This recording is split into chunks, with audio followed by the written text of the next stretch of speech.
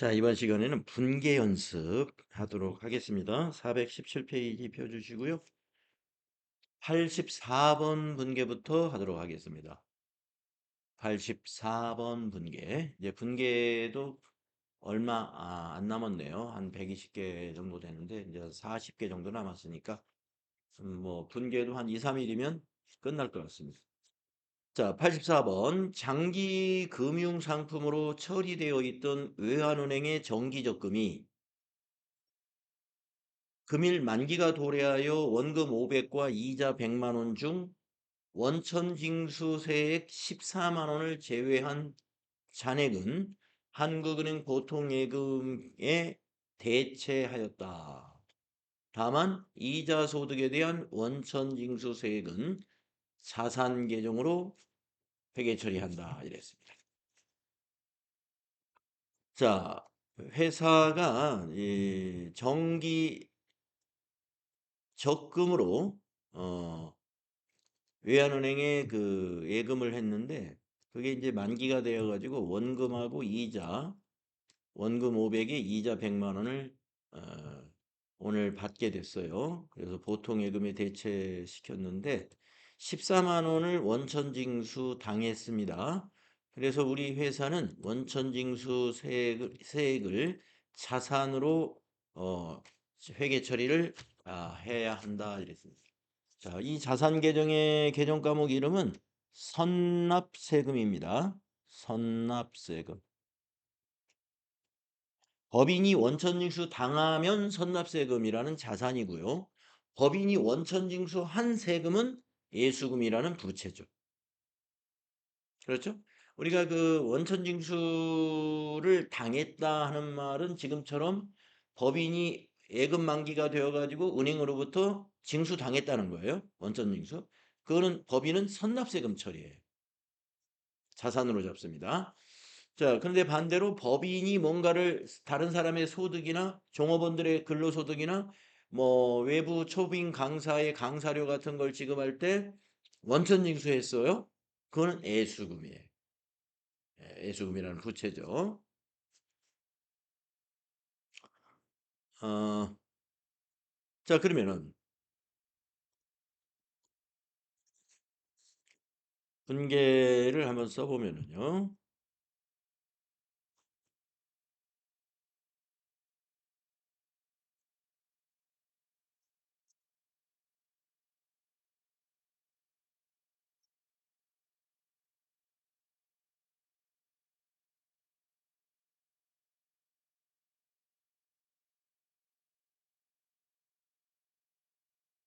차변의 보통예금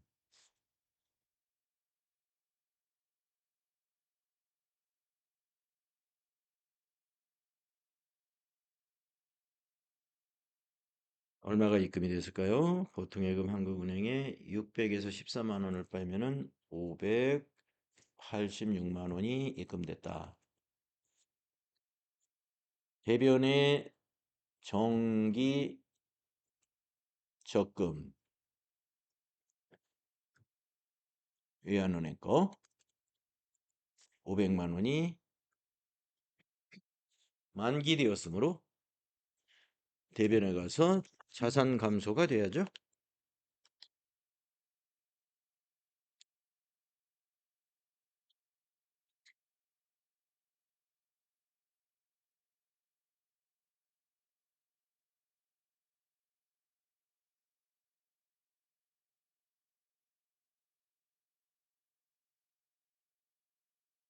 네. 그리고 이제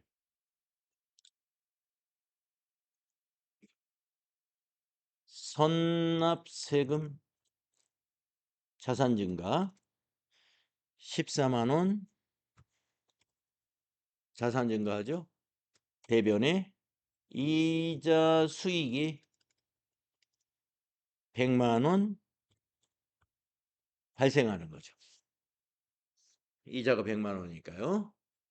그래서 회계 처리가 이렇게 해야 됩니다. 그래서 차변의 요 600만 원이 자산 증가에 해당이 되고요. 대변의 정기적금 500만 원은 자산 감소. 그리고 이자 수익 100만 원은 수익 발생. 이런 결합이 되는 거죠. 거래 후 결합 관계까지 여러분이 함께 잘 정리가 될 수 있어야 됩니다.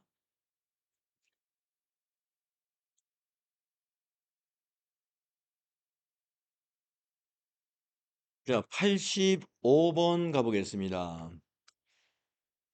당사는 전월 주식회사 제1상사에 일시적으로 대여한 자금, 일시적으로 대여한 자금이다 그러면 단기 대여금이라고 보는 거죠.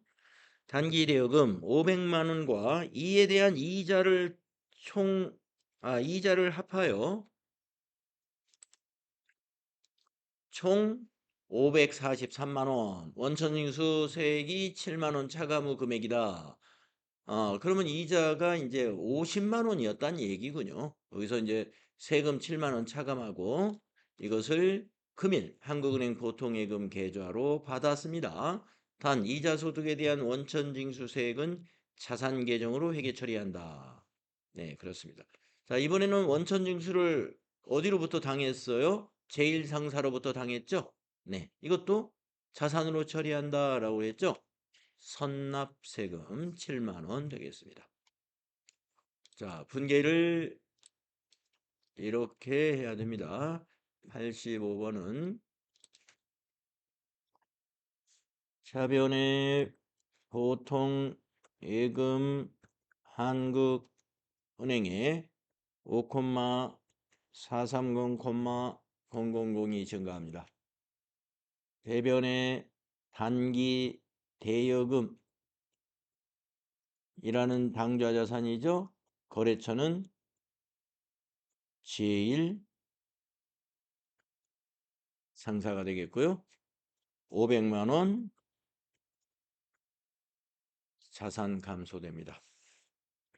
그리고 차변의 선납 세금이라는 자산이 증가합니다.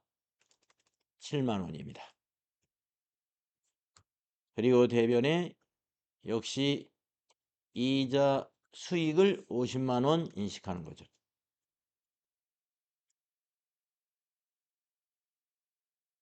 그러면 차변합계 550만 원, 대변합계 550만 원. 대차 평균의 원리에 맞고요. 거래 후 결합관계는 위에 84번의 결합관계하고 똑같습니다. 보통예금 차변 자산 증가, 단기대여금 대변 자산 감소, 선납세금 차변 자산 증가, 이자 수익 대변 수익 발생의 결합이다.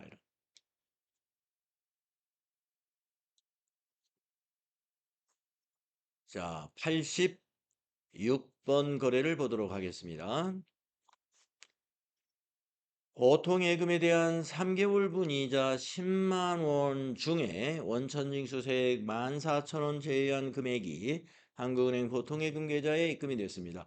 원천징수세액은 자산이다. 네. 자, 보통예금에도 이자가 이렇게 많이 붙나요? 네, 아무튼 86번 거래 분개 한번 해볼까요? 86번. 자, 차변의 보통예금 계좌에 입금된 게 얼마가 입금됐을까요? 8만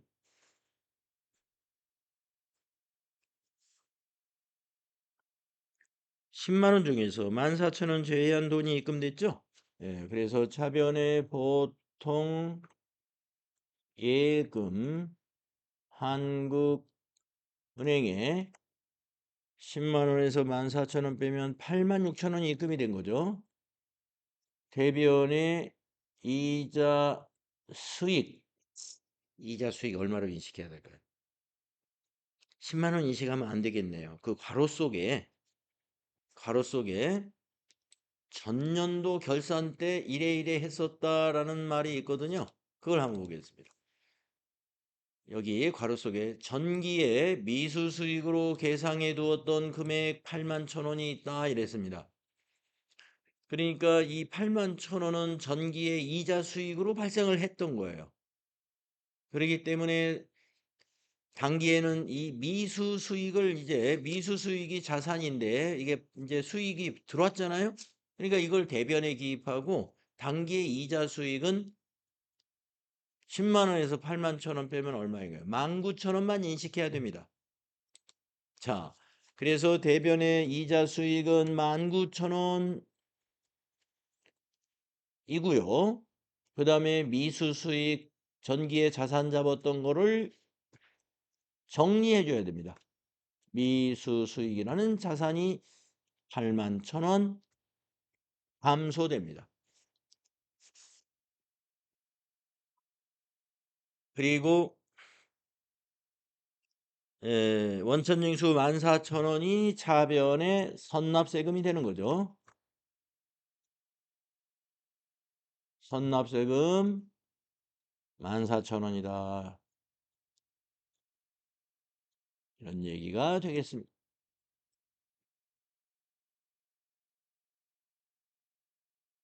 전년도 결산 때 수익으로 발생시켰던 이 예금에 대해서 수익으로 발생시켰던 81,000원을 대변에 정리하는 것을 같이 해줘야 되겠습니다.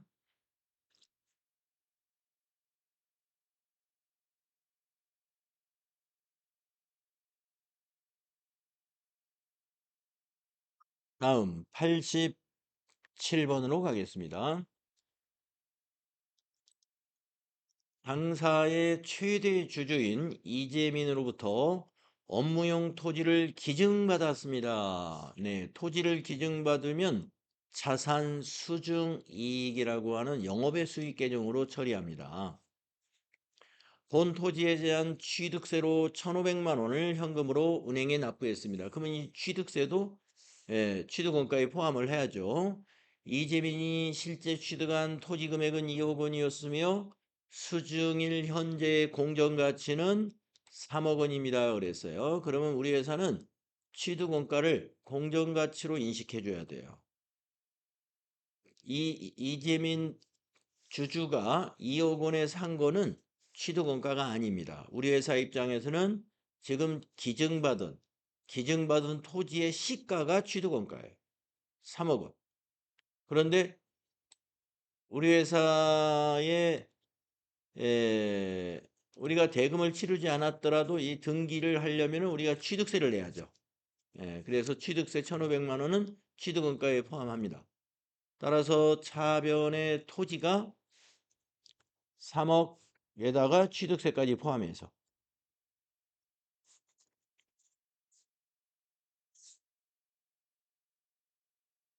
얼마예요? 아, 3억이 아니라 3억인가요? 87번.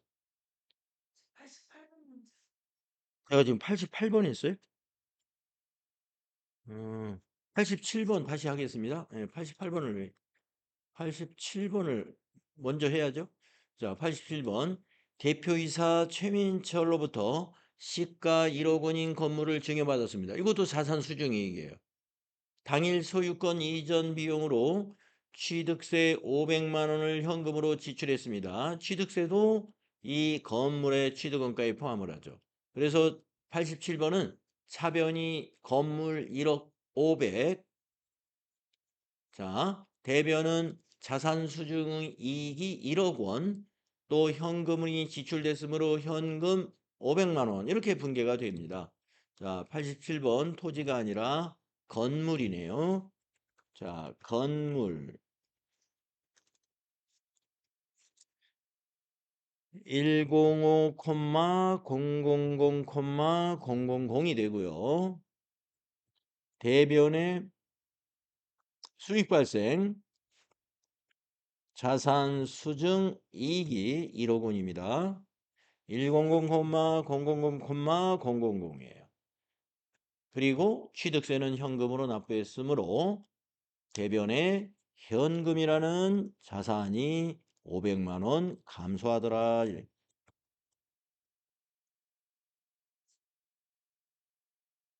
거래 후 결합관계를 보시면 차변의 건물은 자산 증가죠. 대변의 자산 수증이익은 수익 발생입니다. 영업의 수익입니다. 대변의 현금 500만 원은 자산 감소이죠.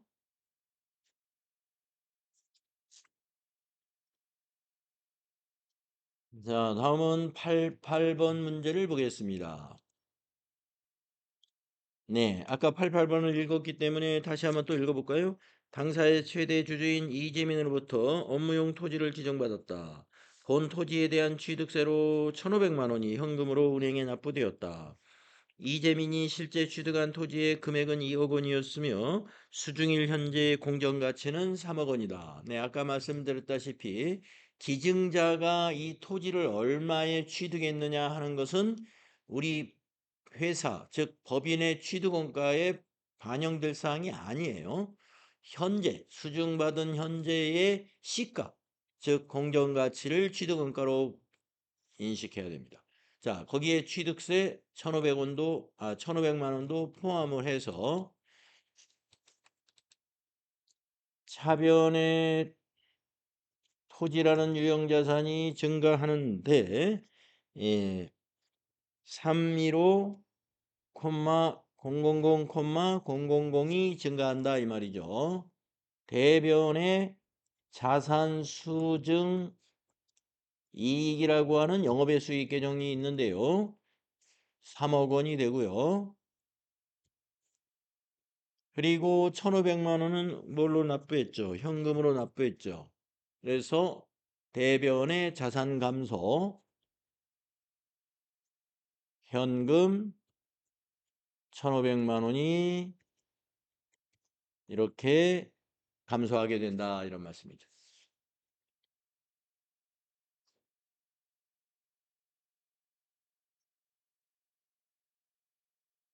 음. 자산 증가, 대변의 자산 수중이익은 수익 발생이고요. 대변의 현금은 자산의 감소입니다. 다음 89번을 보겠습니다. 주식회사 상일에게 지급해야 할 외상매입금 300만 원 중에서 50%는 우리은행 당좌 예금 계좌에서 송금했고 나머지 50%는 채무를 면제받았다. 네. 150은 면제받았어요. 이것도 영업의 수익인데요. 이 채무 면제 수익이라고 합니다. 채무 면제 이익이라고 하던가 수익이라고 하던가. 네, 뒤에는 뭐 수익인지 이익인지 전표 입력할 때 검색해 보면 나타나겠지만 앞부분은 채무 면제 들어가는 건 확실해요. 채무 면제 이익, 채무 면제 수익, 채무 면제 이익이라고 하겠습니다. 자, 89번. 차변의 외상 매입금이라는 부채가 감소하죠. 거래처가 상일이네요.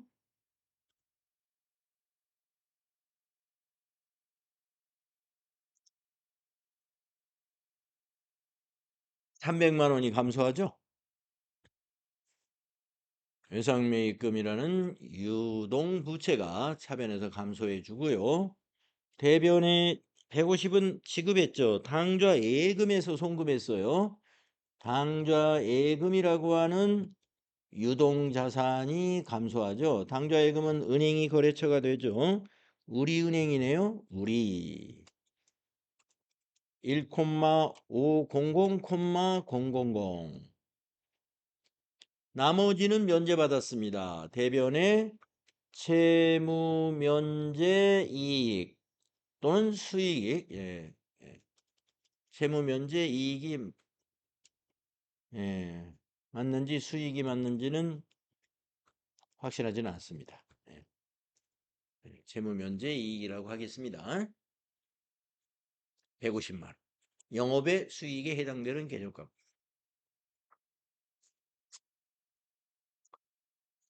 다음은 90번으로 가보겠습니다.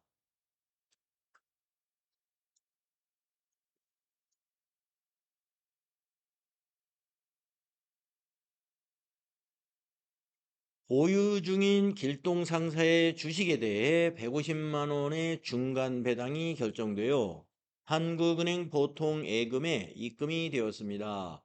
원천세는 고려하지 말 것. 네. 우리가 배당 받으면은 배당 받을 금액에서 세금을 배당 소득세를 공제받고 받는 게 맞는 거죠. 근데 여기서는 원천세 공제를 받았을 때지만 이 문제에서는 그냥 없는 걸로 하고 해봐라 이래. 자, 이 90번은 분개하기 좀 곤란합니다. 왜 그러냐? 중간 배당이 결정된 날 회계 처리를 했는지 안 했는지를 말해주지 않았어요. 예. 지금 90번에 현재 우리 보고 분개하라는 것은 배당금이 통장에 입금되었다라는 사실이죠. 그러면 차변의 보통예금 150 증가시키는 건 확실하지만 대변이 문제입니다. 대변이 왜 문제냐? 배당을 결정한 날 그때 배당금 수익이라는 수익으로 인식했다면 오늘은 배당금 수익으로 인식하면 안 돼요. 왜 그러냐? 배당을 결정한 날 배당금 수익으로 인식할 때 그때 차변은 미수금으로 잡혀 있거든요. 미수금. 그래서 대변이 미수금이 돼야 돼. 배당 결의날 회계 처리를 했다면. 근데 여기서 그런 언급이 없기 때문에 안 했다고 가정을 해야 되겠어요. 네.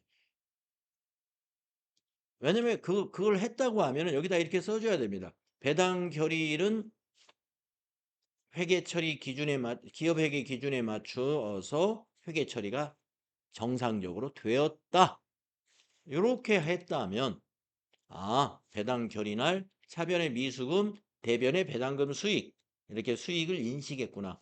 왜 그러냐면은 우리가 이런 배당금 수익이라든가 하는 이 수익은 그 수익 인식 시점이라는 게 있잖아요. 수익 인식 시기. 언제 인식하느냐? 배당을 결의한 날 인식한다 이렇게 돼 있어요.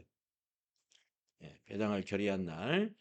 근데 결의한 날 회계 처리를 여기서는 안 했다고 볼 수밖에 없다. 예, 배당 결의한 날 기업 회계 기준에 맞추어서 회계 처리했다는 어떤 부연적인 설명이 없어요. 그래서 그날은 인식을 안 했다고 하고 오늘 수익을 인식하겠습니다. 그러면 차변의 보통 예금이요.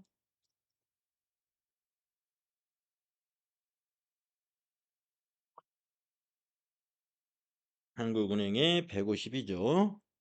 1,500,000이죠. 대변에 배당금 수익이라고 하는 영업의 수익 개념 과목이 있죠. 150 잡는다 이거. 아까도 말씀드렸지만 만약에 중간 배당을 결의했다는 통지를 받았다라고 했을 때 그때 회계 처리를 할 때 배당금 수익을 인식했다면 받는 날 또 배당금 수익 인식하면 안 되죠. 그 얘기입니다. 실제로 지급받은 날은 미수금을 대변에 자산을 감소시키는 거예요. 왜냐하면은 결의된 날 미수금으로 잡아놓거든요. 미수금. 그때 여러분들 우리 현금 배당, 주식 배당에 대한 분개를 제가 A4 용지 한 장 인쇄해 가지고 여러분들에게 설명을 해 드렸어요. 91번을 보겠습니다. 당사가 보유 중인 유가증권 고통주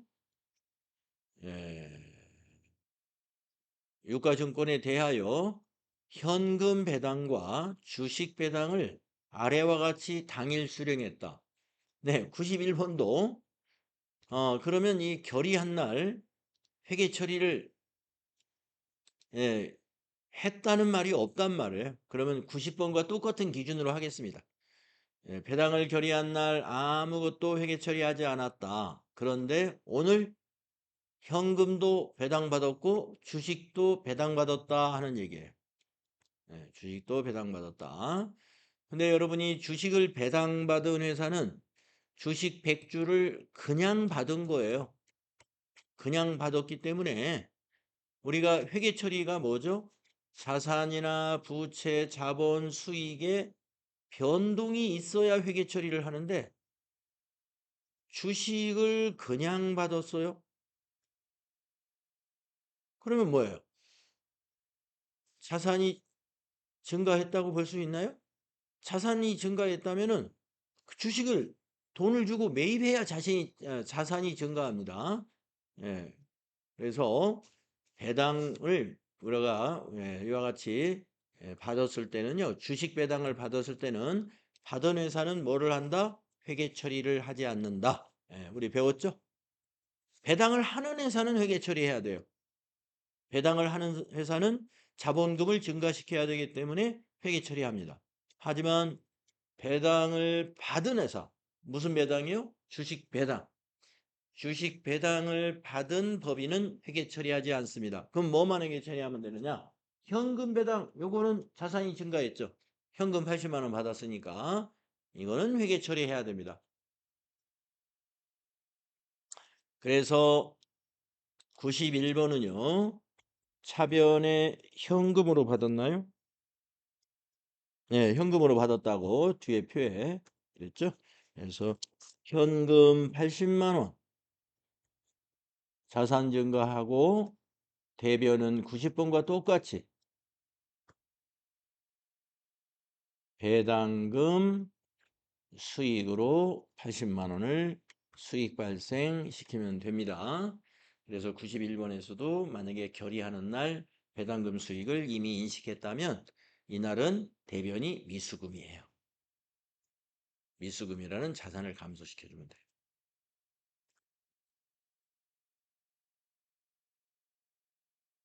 다음은 92번을 보시겠습니다. 92번의 회계 처리는 뭐냐? 본사 건물에 대해 전년도에 납부한 전기료 중에 과오납부한 금액인 20만 원이 당사 한국은행 보통예금에 입금이 되어 오류를 수정했다. 이것은 중대한 오류가 아닙니다라고 했습니다.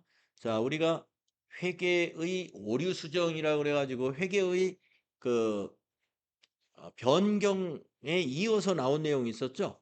중대한 오류가 아니면 그것을 우리가 어떻게 합니까? 전기 오류 수정 이익 또는 감소했으면 전기 오류 수정 손실 이렇게 처리하는 겁니다. 예. 자, 그러면 이번에는 뭐 어떻게 됐을까요? 보통 예금으로 입금이 됐죠. 전기의 회계 처리의 어떤 잘못으로 인해서 우리가 전기 회사로부터 전기료를 우리가 돌려받았어요. 그러면 이건 전기 거를 오류하면서 돈이 들어왔으니까 전기 오류 수정 이익이라고 하는 영업의 수익으로 인식하면 돼요. 예. 그러니까 전년도 전기료를 너무 많이 납부해 가지고요. 전기회사로부터 20만 원을 단기에 그러니까 그게 전기요금인데 단기에 돌려받은 거예요. 그러면 이걸 뭐 어떻게 기입하느냐?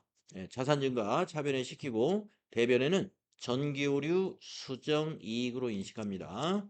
자, 그래서 차변에 보통예금 한국은행에 20만 원이 전기회사에서 입금이 됐고요.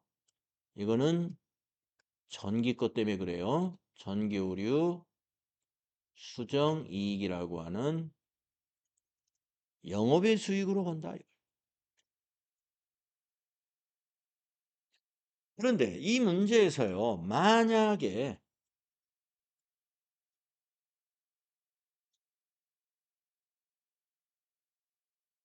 중대한 오류라고 했다면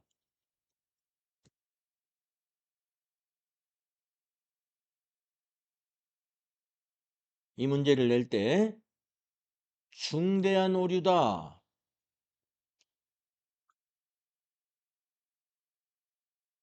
한다면 어떻게 해야 될까요? 이거 중대한 오류라고 한다면 분계는 이렇게 달라집니다.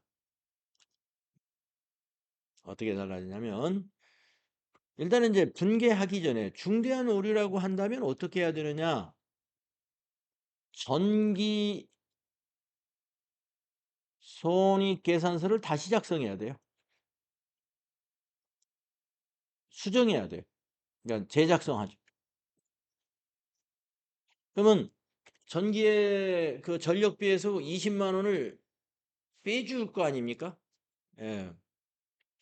20만 원이 지금 전력비가 반영이 됐을 거니까 20만 원을 빼주면 당기순이익이 늘어나겠죠. 전기의 손익계산서에서. 그죠? 당기순이익이 늘어납니다. 그러면 당기순이익이 늘어나면 그것이 어디에 영향을 미쳐요? 자본에 영향을 미치죠. 미처분 이익잉여금이 그만큼 늘어나잖아요.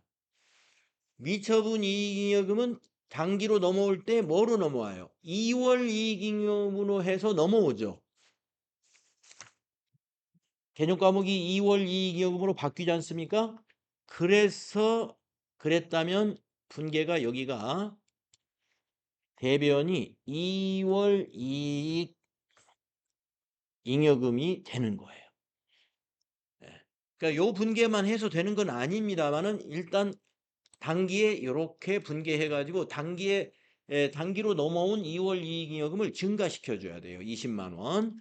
그 전에 뭐를 해야 돼요? 전기 손익계산서 다시 작성해 가지고 전기 거의 단기 순이익을 20만 원 증가시켜 줘야 됩니다. 네. 그래서 전기 거 수정하고 전산에서 이미 2월 작업은 끝났으니까 2월 작업은 끝나 있으니까 우리가 전산에서 마감 후 2월을 다시 하지는 않고 우리가 요렇게 단기의 전표를 요렇게 하나 입력하면은 2월 이익잉여금이 20만 원 증가하게 돼요. 그리고 전기 재무제표는 다시 재작성해 놓았으니까 요렇게 정리가 된다. 근데 이 문제에서는 중대한 오류가 아니다. 그러니까 재무제표를 다시 작성할 필요까지 없다고 판단한다. 이런 얘기입니다.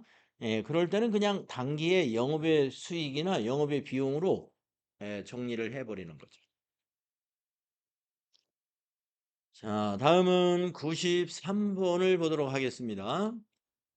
매출처인 주식회사 여유통상으로부터 일시적으로 차입했다. 일시적으로 빌려주면 단기 대여금이요. 일시적으로 차입했다 그러면 단기 차입금이죠. 그래서 단기 차입금 여유통상 거 3천만 원과 이에 대한 이자 200만 원 중 이자 소득에 대한 원천징수세액 50만 원을 차감한 전액을 한국은행 보통예금 계좌에서 송금해 가지고 갚았다 이 말이죠. 상환했다. 자, 우리 회사가 원천징수 했죠. 그러면 이거는 뭐예요? 예, 예수금입니다. 50만 원이. 자, 차입금을 갚은 거니까 부채 감소 차변에 와야 되겠고요.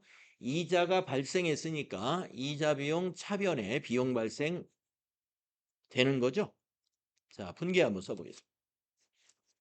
차변에 부채 감소 단기 차입금이 차변에 옵니다. 거래처가 여유 통상이었고요. 금액은 3천만 원 부채 감소하고요. 또 차변에 이자 비용이 발생하죠. 200만 원이요.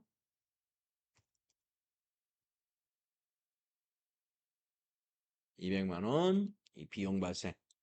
그리고 대변에서는 예수금이라는 부채가 증가하죠. 우리가 원천징수했기 때문에 법인이 50만 원을 세금을 공제했어요. 차감하고 나머지는 보통예금에서 송금해가지고 상환했어요. 그래서 대변에 보통예금이라는 자산이 감소하죠. 보통예금의 거래처 은행은 한국은행이고요. 3,150만 원을 송금했다라고 정리하는 거죠. 이렇게 차변의 합계는 3,200이고요. 대변도 합계가 3,200이 나옵니다.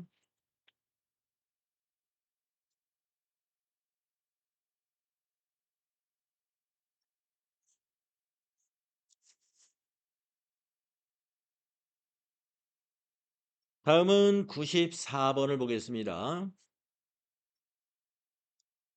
회사는 전기에 퇴직급여 충당부채 1,000만 원이 미계상된 점을 발견하고 일반 기업 회계 기준에 따라 즉시 퇴직급여 충당부채를 추가로 계상했습니다. 중대한 오류가 아닙니다. 그랬네요. 네, 이거는 지금 우리가 퇴직급여 충당부채 설정할 때 뭐를 해야 돼요? 차변의 퇴직급여, 작년도에, 전년도에 퇴직급여 비용 발생했어야 돼요. 그런데 비용 발생 안 했다는 거예요. 그러면 전기의 당기순이익이 1,000만 원 더 많이 계상이 됐겠네요. 그런데 중대한 오류가 아니라고 보자 이거예요. 아니라고 보자. 그러면 전기권 작성을 안 합니다. 이것을 단기에 비용 처리를 해버려요. 그런데 단기에 퇴직급여로 처리하라는 게 아니에요. 우리가 여기서 전기 때문에 비용 처리할 때는 전기의 오류 때문에 단기 비용 처리할 때는 퇴직급여로 하는 게 아니라 아까 여기 저기에서 전력비에서 빼주는 게 아니듯이 여기서도 퇴직급여가 아니라 전기오류 수정 손실로 처리합니다. 그리고 이 퇴직급여 충당 부채라는 것은 전기에서 2월 돼 가지고 쌓이는 거니까 그냥 올해 거에다 그냥 더해 버리는 거예요. 예. 그러니까 무슨 분계가 되는 것이냐 하면은 94번 차변의 전기 오류 수정 손실로 인식한다 이거죠. 작년에 전기 때 결산 때 퇴직급여로 비용 처리했어야 되는데 안 했단 말이에요. 예. 그래서 단기에 고칠 때는 전기오류 수정 손실 예. 비용 처리를 이렇게 하고 대변에는 그 부채에다 증가시키면 돼요. 퇴직 급여 충당 부채에다가 1,000만 원 증가시켜 주면 이제 퇴직급여 충당 부채는 고쳐진 거죠.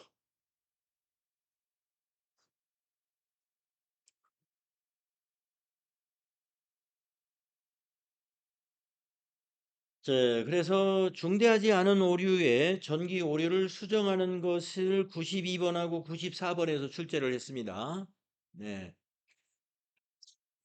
그래서 여러분들 오류 수정에 관해서 그때 책에서 굉장히 복잡하게 이렇게 뭐 나온 예제가 있었어요. 근데 제가 대충 넘어갔습니다. 거기서. 예. 분계 문제가 여기 있기 때문에 이게 이해가 더 쉽죠. 여기서 하는 게. 잘 정리하셨고. 자, 분계 연습은 오늘은 여기까지 하는 게 좋을 것 같고요. 이제 95분부터는 결산 분계예요. 그래서 결산의 수동 분계가 114번까지고 결산의 자동 분계가 122번까지라서 이제 분계 연습도 이제 몇 장 안 되잖아요. 네, 곧 끝나갑니다. 네, 결산 분계에 대해서 대한 것만 남겨놓고 있어요. 자, 쉬는 시간 갖고요. 다음 시간에는 기출문제 이어서 풀도록 하겠습니다.